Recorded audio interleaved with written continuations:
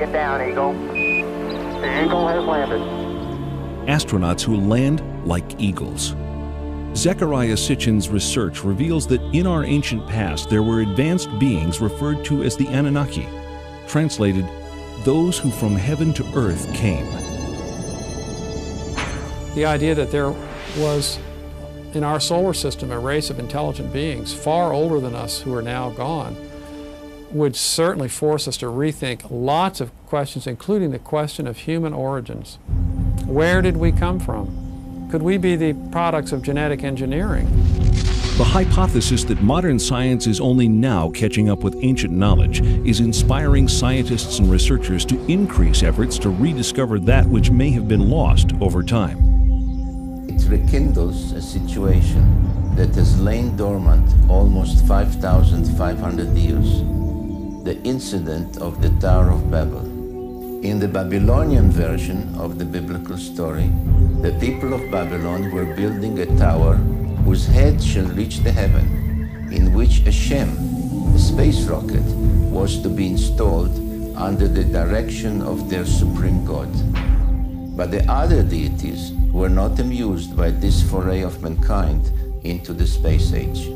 The biblical story recalls that Yahweh came down to see the city and the tower that the humans were building, and he said to his colleagues in Genesis chapter 11, "This is just the beginning of their undertakings. From now on, anything that they shall scheme to do shall no longer be impossible for them. Come, let us go down and confuse their language so that they should not understand each other's speech." Thanks to the science of archaeology, experts now know that the first great civilization emerged almost 6,000 years ago. Older than the Greeks, older than the Mayans, older than the Incas. The people of this society were called Sumerians, after their land, Sumer, in the great plain between the Euphrates and Tigris rivers, today's Iraq. The book of Genesis calls the land Shinear. For generations, biblical scholars either ignore biblical references to ancient kingdoms or categorize these as legend or lore. Through the study of historical relics and the translation of ancient languages, many biblical researchers now believe that the previously questioned Old Testament references are indeed historically authentic accounts of flourishing, advanced cultures. If you study the Genesis document, God made Adam out of clay and then took Eve out of his rib, one of his ribs, etc. If you study this document, you discover that it's really a much shorter version of a much more complicated document that comes out of Babylonia and then out of Sumer and so on. Now, these ancient texts give a really complicated story of powerful, non-human, godlike beings actually engineering us, making us for specific purposes.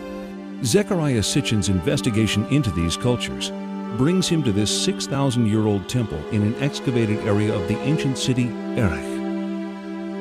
Until its discovery only 150 years ago, Erech was known only through passages in the Bible.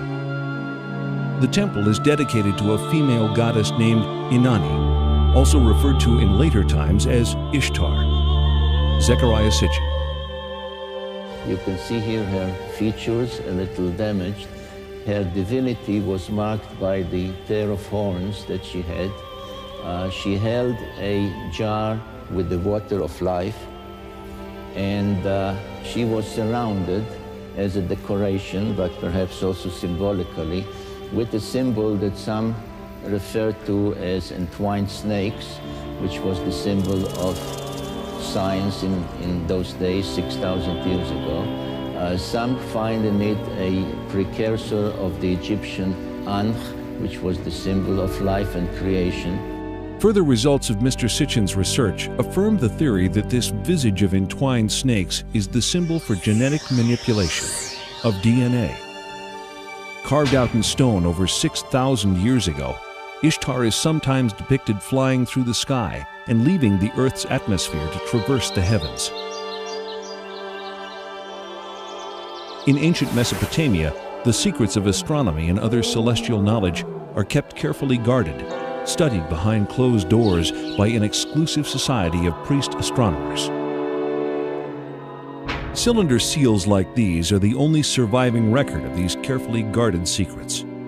This clay tablet carries the print of a cylinder seal about 4,500 years old. It depicts the god Enlil granting the plow to humankind, ushering in the age of modern agriculture. On closer inspection, something completely remarkable can be seen. A detailed depiction of the complete solar system configured identically to that known to contemporary science. With the Sun prominently figured in the center, each planet appears in its correct position and relative proportions to the other planetary bodies. On the outskirts is one additional planet, a 10th, not currently located by astronomers of our modern era. Astronomers around the world are on the lookout for this evasive celestial sphere, as a growing body of physical evidence indicates that it does in fact exist.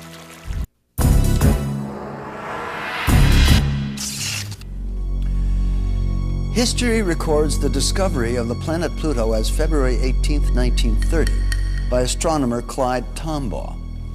Yet, Pluto is clearly shown on the imprint taken from the Sumerian cylinder seal. There is also one additional planet, the one that scientists refer to as the mysterious Planet X, the yet undiscovered most distant member of our solar system. According to modern science, prior to the invention of the telescope in the 1600s, humanity had no knowledge of outlying planets beyond Jupiter, as these bodies cannot be viewed with the naked eye. Since the day of Galileo Galilei, optical astronomers have amassed an important body of knowledge about the outer planets. These theories established by astronomers from around the globe have been uncontested these last centuries. With the technological advancements of our day, new vantage points have developed, such as the unobstructed view of NASA's Hubble telescope and the perspective gained through unmanned probes sent on reconnaissance missions to the outer reaches of our solar system. These breakthroughs in space exploration reveal many inaccuracies in earlier astronomical conclusions. On August 19, 1977, the American space probe Voyager 2 leaves Cape Canaveral on a several-year journey to the vicinity of this solar system's most distant planets. The Voyager's discoveries challenge many of astronomy's recent conclusions, while fully corroborating ancient knowledge. For the first time, we see images of Uranus. Astonishingly, it is exactly as the Sumerians report in their 6,000-year-old description. Though they have no telescopes that we know of, the Sumerians characterize Uranus as Mash Sig, translated bright greenish. They also explain the unique planetary tilt of Uranus. According to the Sumerians, our solar system was invaded by a planetary body that caused collisions and disrupted the existing order. NASA scientists concur that a collision with a body the size of Earth, traveling at 40,000 miles per hour, could have caused both the orbital skew of Uranus and the devastation apparent from the planet's surface scarring. Its neighbor Neptune was described as a blue-green planet by the Sumerians millennia ago, but science has only confirmed this fact during the past few decades. The Sumerians named and listed all of the planets in our solar system. Their documented list of these planets is tangible evidence that in at least one respect, modern man is on a path of rediscovery.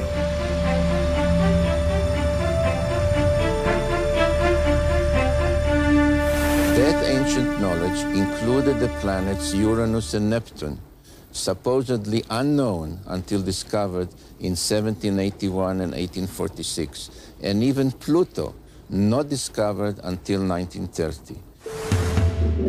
Neptune, Nudimmud, the artful creator.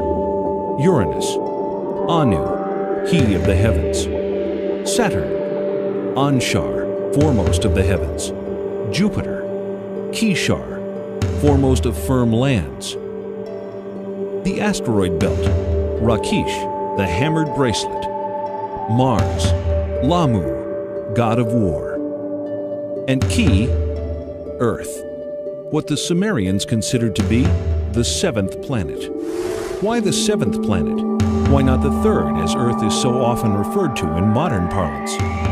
Sumerian records indicate that they began their counting not from the sun, but from a planet on the outside of the solar system. But most surprising was the inclusion of one more large planet as the 12th member of our solar system. The launch of Pioneer 10 in 1972 ushers in the era of deep space exploration. The craft journeys beyond the outer known planets, sending back data that is used to seek a possible 10th planet. 14 August 1978, which was just about 6 weeks after we discovered the fact that Pluto has a satellite. Once you have a satellite for a planet, you can determine how heavy it is. It turns out Pluto was very much smaller and lighter weight than we had thought, which meant that Pluto has no influence, no appreciable influence on the motions of the planets Uranus and Neptune. At that point, we voiced the hypothesis that this means that there is at least one yet-to-be-discovered planet in the outer reaches of the solar system. Over the past 2 decades, physicists have joined astronomers in the search for the mysterious Planet X. One of the things we did in 1978, having made this prediction that there was an additional planet, 10th or 12th, depending on your point of view, we sort of put our money where our mouth was, as it were, and we went out and we started looking for this thing. We've been able to refine the search area somewhat, get it rather narrowed down. We do our predictions based on the observed anomalies in Uranus and Neptune. We actually are currently looking down in the region of Centaurus, which is just south of the constellation Libra. But if it is in the kind of orbit that we describe here, it would have to be a planet that would have a mass something like 3 to 5 times the mass of the Earth. This would put it intermediate between the gaseous planets like Uranus and Neptune and the terrestrial planets that we have in the inner part of the solar system. So if this planet turns out to be in a 3,600-year orbit, then its mass will be correspondingly larger. This one here is a map of the solar system as we know it. The inner planets, this is the orbit of planet Pluto. And this here is the orbit that I have proposed for the 10th planet. And here's where we think it is right about now in its orbit. If Planet X exists, we are not alone in this solar system.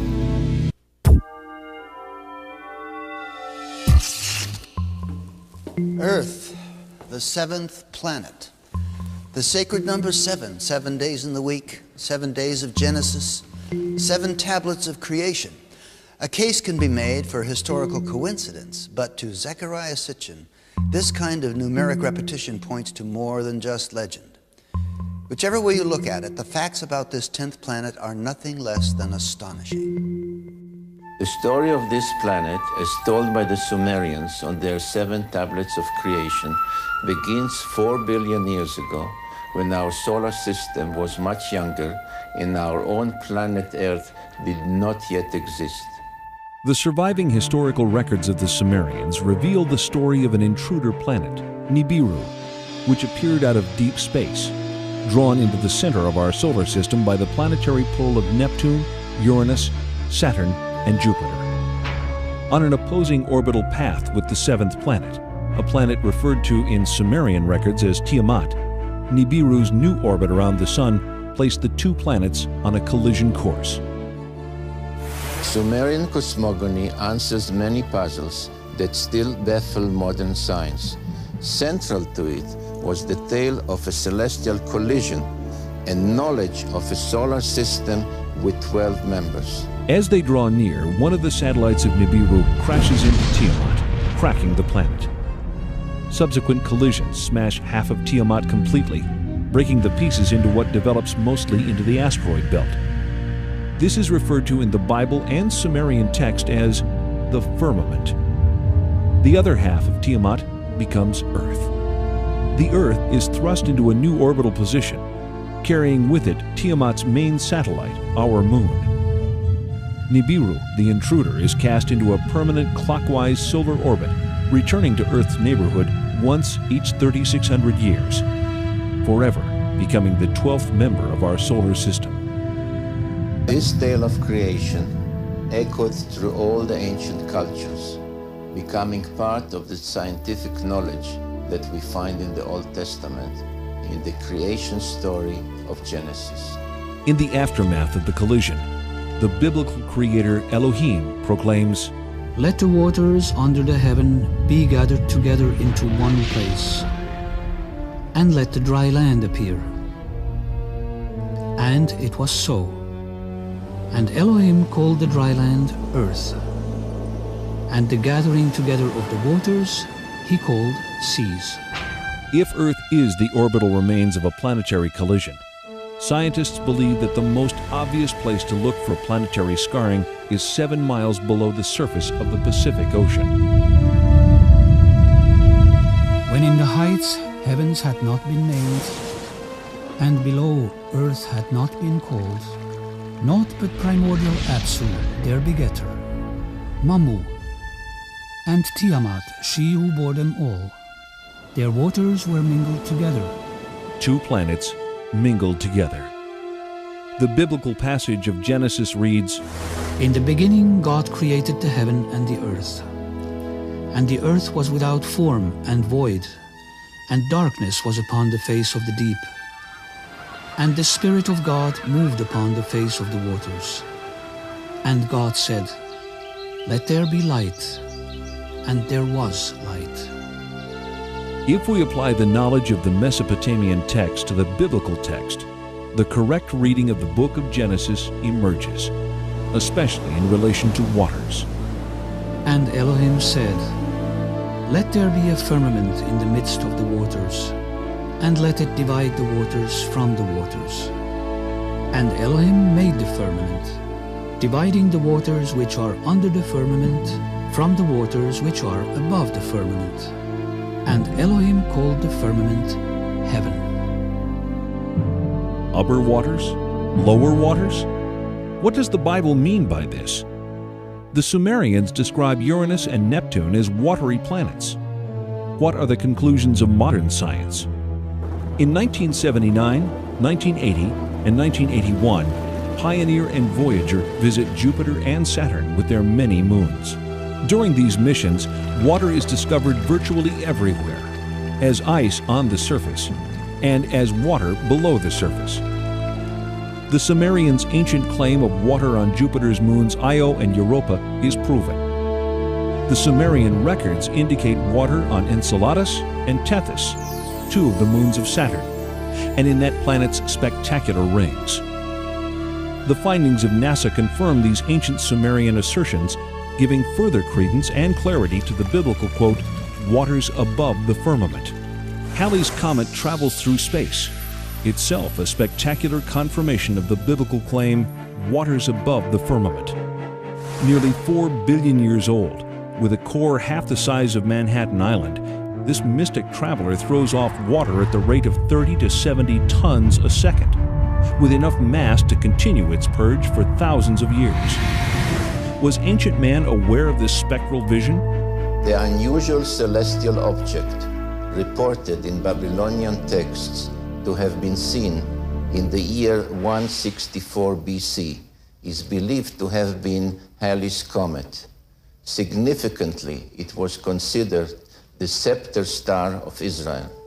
In the Bible, the book of Numbers records, "I see it, though not now. I behold it, though it is not near. A star of Jacob did course. The scepter of Israel did arise." Halley's Comet and its lights are truly the messengers of Genesis. when the 19th century astronomer Schiaparelli announced that he had seen canals on Mars, he was ridiculed. So too was the respected American astronomer Lowell in 1916. When NASA's unmanned spacecraft visits Mars in the 70s and again in the 90s, ample evidence of water in that planet's past is revealed. Images from expeditions to Venus and Mars exhibit visual evidence of dry sea, lake, and riverbeds characteristic of the biblical reference, waters above the firmament. Even Mercury, so close to the Sun, seems to have had a watery past, yet maintaining ice at its polar caps. The NASA report reads, quote, "We are forced to no other conclusion but that we are seeing the effects of water on Mars," unquote. And, quote, Mars once had enough water to form a layer several meters deep over the whole surface of the planet, unquote.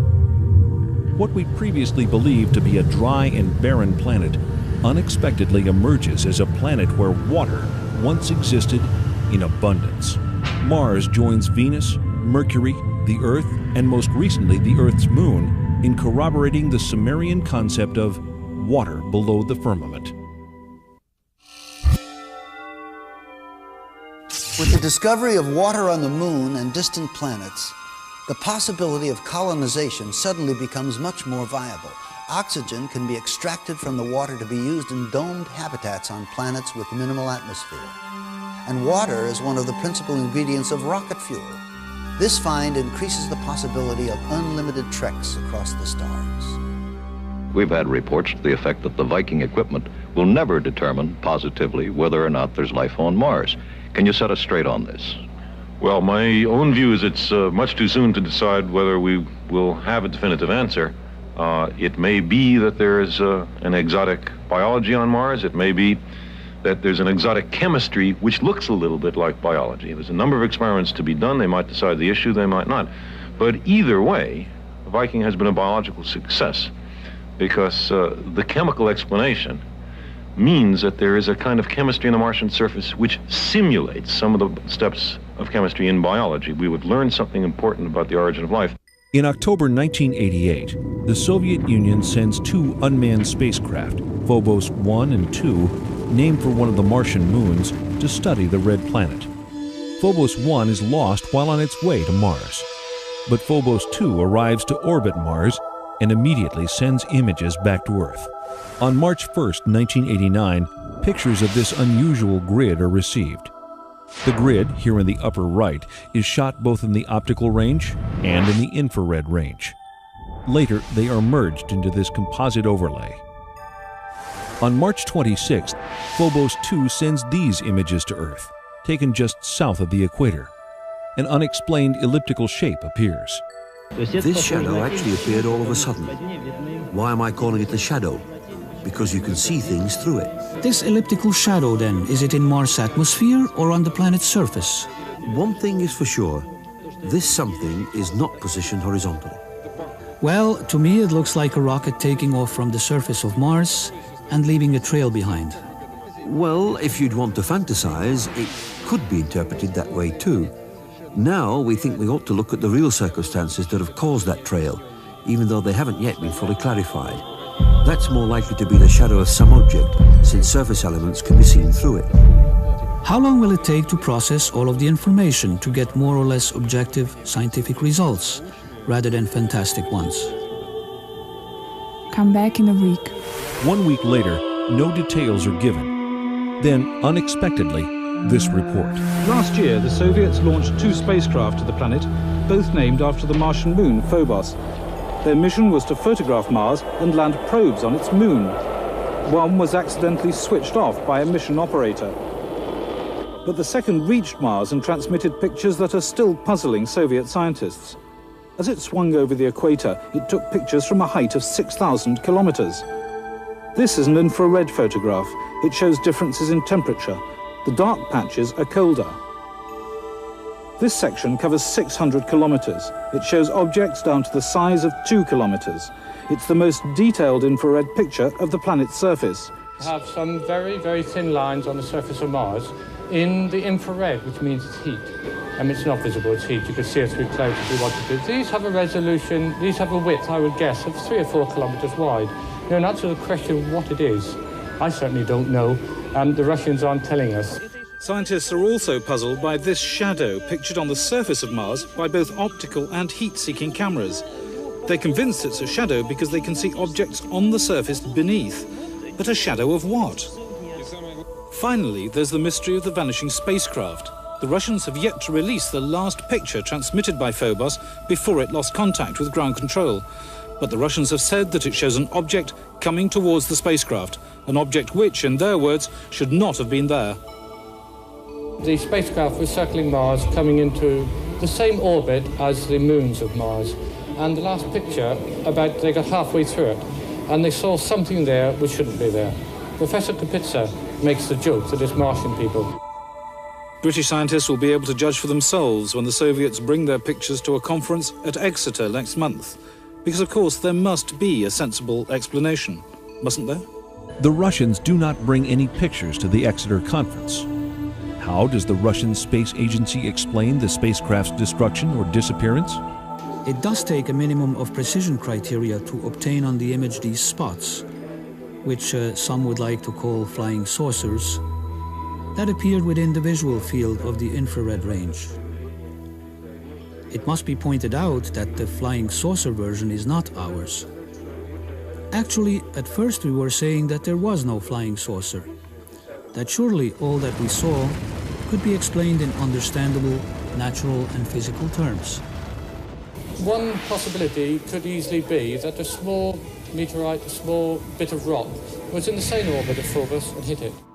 In an exclusive interview conducted in October 1990 in Moscow, Professor Lev Mukhin of the Soviet Space Research Institute discredits the meteorite theory. There were attempts to hypothesize that there had been a collision between the space probe, which was then orbiting Mars in alignment with the orbit of Mars' moonlet, and strands of dust surrounding the moon Phobos itself. But some fairly accurate computations made by several organizations, and by our institute as well, have shown that this assumption is totally baseless. If not meteorite or debris, then what could possibly explain the mishap? A long silence follows. Then in December 1991, Marina Popovich, former cosmonaut trainee and retired Air Force colonel, holds a surprise press conference at the Russian consulate in San Francisco.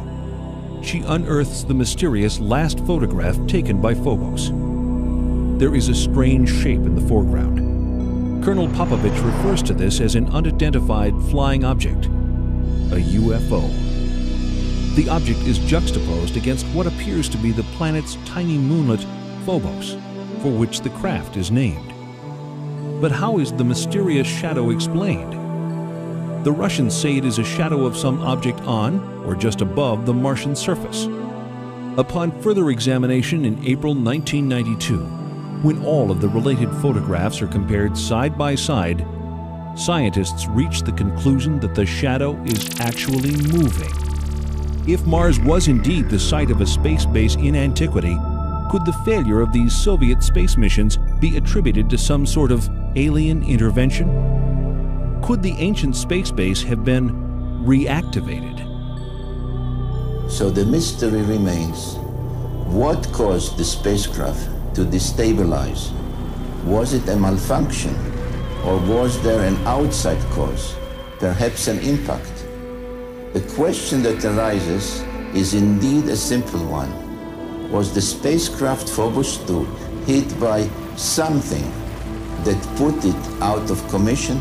The circumstances in which Phobos 2 was lost suggest that someone might be back on Mars, someone ready to knock out what to them is an alien spacecraft.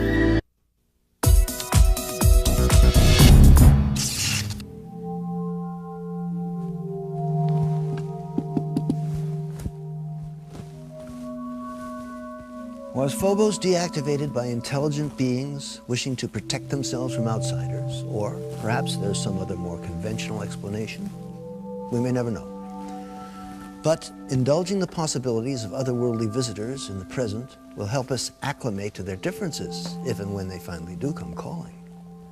The question remains, how would we as a culture respond to incontrovertible evidence of a species of beings that not only preceded our own but actually engineered mankind? Of all the elusive mysteries, the greatest is the riddle of life itself. How did it begin? From what corner of the universe did the first emanations of existence arise? Was the seed of life carried to Earth from the planet Nibiru?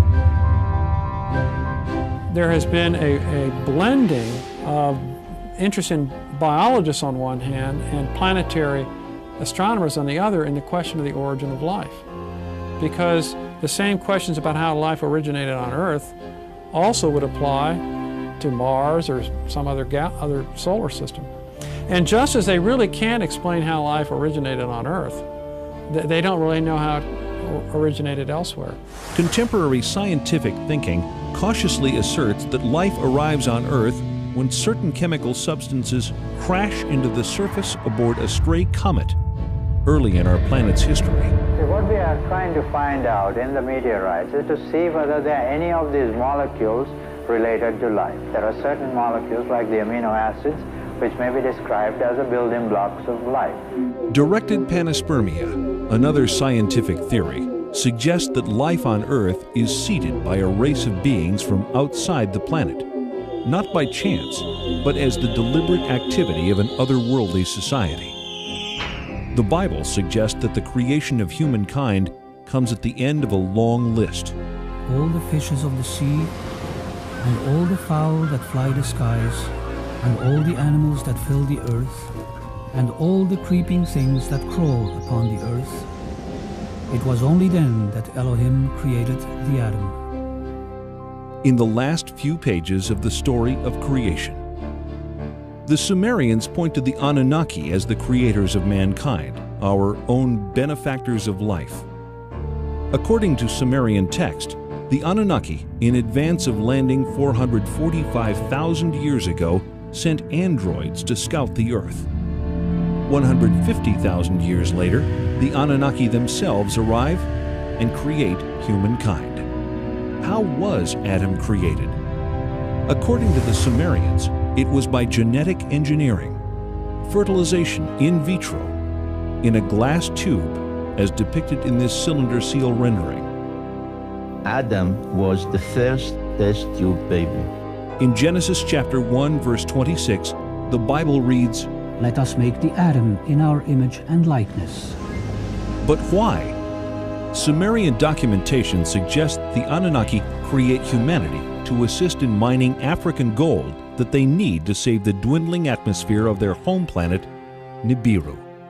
Judaism, Christianity, and Islam, the three great Western traditions, religious traditions, are all founded on the idea that there's something special about human beings. We didn't arrive here accidentally, so we're not just some consequence of billions of years of pointless accidental permutations of life forms. No, we were created in the image of God. The creation really is about the process of our salvation. Now, what if it were the case that there were creatures both technologically more advanced than us, older than us in terms of their civilization, and maybe even more intelligent than us, and more spiritually advanced, if we could imagine that? Then would this cause the creation story to collapse and leaving, literally billions of people on the planet totally confused about the meaning of life? The Bible relates an incident of mankind overstepping the bounds of the Anunnaki when the Babylonians attempt to reach the gods by building an enormous launch pad in the archetypal story of the Great Tower of Babel. What is the target of their efforts? According to Zecharia Sitchin, it is our neighboring planet Mars, home of the Anunnaki's way station en route to Earth. The Sumerian tablets refer to the station planet Mars as the traveler's ship. I've taken it to mean that it was at Mars that the Anunnaki from Nibiru transferred to smaller spacecraft to reach Earth orbiting stations. Not once every 3,600 years, but on a more frequent schedule. Mesopotamian archives identify the 12 members of our solar system with specific symbols. Some, like Mars, Earth, and Venus, are indicated numerically on this ancient stela.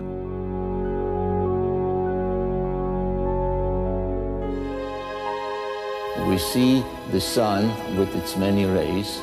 We see another 4 depicted standing on their cult animals, but really it's a symbolism connected with the zodiac. We see the moon, and we see the earth symbolized by the 7 dots, which indicated the position of the earth from the outer limits of the solar system, counting or coming in inwards by somebody flying into from outer space. The 7 dots of Earth with its crescent moon and the 6-pointed star of Mars are revealing clues in this 4,500-year-old Sumerian depiction. 2 figures stand on either side of a craft.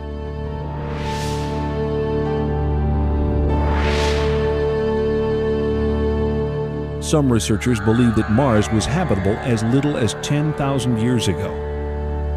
A 10th planet? A mysterious species with the technology to genetically engineer humankind? A few years ago, most of us would have laughed at these ideas, but after the cloning of Dolly the sheep and some of the breakthroughs in genetic engineering, these concepts begin to sound more plausible. When we come back, we'll look at some photographic evidence that raises more serious questions about what the mysterious Anunnaki may have left behind.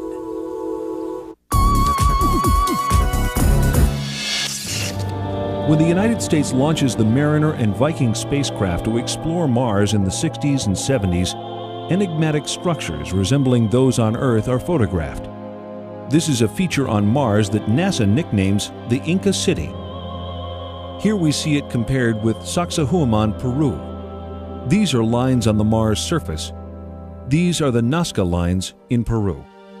I feel that what has been discovered so far is very suggestive of intelligent layout, but it would be irresponsible of me to say, I have proof. What I have is evidence which makes it appear as though it's been designed by some kind of intelligent thinking process, which is probably even more advanced than our current in some ways. I was especially intrigued by independent researchers' suggestions in their reports that the orientation of the face and adjoining pyramid indicated they were built in alignment with sunrise at solstice time on Mars about 450,000 years ago. Could it be that a civilization capable of space travel almost 500,000 years ago visited this part of the solar system, leaving behind monuments on Earth and Mars? The only beings mentioned by name are the Anunnaki. The only evidence supporting such a theory is evidence of visits by the Anunnaki. We have seen societies on Earth that have been demolished by cultural cross-representation, if you like. Meeting a more advanced culture has had a severe impact on an existing culture. But I think we're intelligent enough to be prepared for that. Our civilization is technologically able to venture out into deep space on scientific quests of discovery. Can anyone then deny the possibility that members from a technologically more advanced world may have visited our solar system thousands of years ago? Thanks to the work of Zecharia Sitchin and others like him, we know more than we ever have about ancient cultures and the life that came before.